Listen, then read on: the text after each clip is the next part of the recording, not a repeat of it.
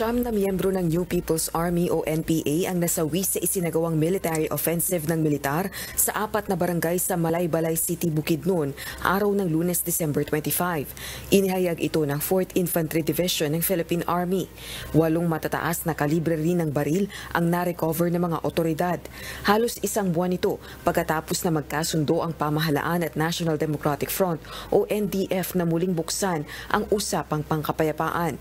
Ang engkwentro nangyari rin sa unang araw ng idineklarang unilateral ceasefire ng Communist Party of the Philippines New People's Army o CPP-NPA. Idineklara ang tigil putukan ng mga rebeldeng komunista bilang pagdiriwang sa ika-55 anibersaryo ng samahan. Kauna-unahan ito mula December 2019. Gayunman, hindi naman tinumbasa ng puwersa ng pamahalaan ang holiday ceasefire. Sa pahayag ni National Security Council spokesperson Assistant Director General Jonathan Malaya, gaya ng binanggit na ni National Security Advisor Eduardo Año, walang magiging suspension of military and non-military operations.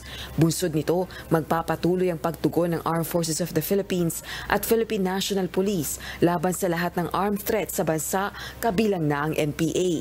Gate din ng tagapagsalita ng National Security Council, natutunan ng leksyon ng pamahalaan sa mga nakalipas na panahon kung saan ginagamit lamang umano ng CPP-NPA-NDF ang tigil putukan upang makapag-regroup at makapaglunsad ng pag-atake sa mga sibilyan. Rosa Licoz, UNTV News and Rescue. Diyos ang aming sandigan, serbisyo publiko ang aming pinahahalagahan.